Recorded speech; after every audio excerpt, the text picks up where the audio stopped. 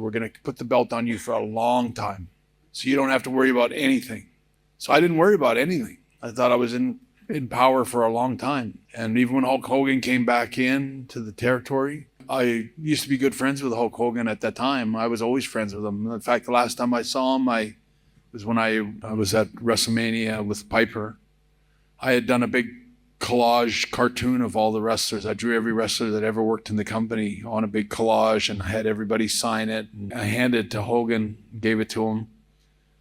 And he was pretty choked when he got it. That day I would have said Hulk Hogan was one of my good friends, and I had a lot of respect for him. And when he came in, all right, whatever. You can have the belt back. I would have had no problem being second fiddle to Hulk Hogan. But I remember the first day I was in a town called Florence, South Carolina, and it was the first time I saw Hulk Hogan since I won the title. And I remember thinking, Hulk Hogan was always my friend. I worked with Hulk a lot, and I taught him a lot and helped him when he first started. And when he became a big star, I always thought we were pretty good friends. When I won the title, I guess I was no longer Hulk's friend anymore, because I remember the first time I saw him, I went up to say hi to him, walked down the ramp going into the building, and he was standing against the wall talking to Brutus Beefcake. And I walked up to him, I said, "Hey, Terry," I came up to shake his hand, and he had his arms crossed like this, and he wouldn't even take my hand. He wouldn't shake my hand.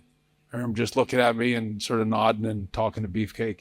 And so I remember just standing there like this with my hand out for about 20 seconds, and I just walked away, and I was like, F him.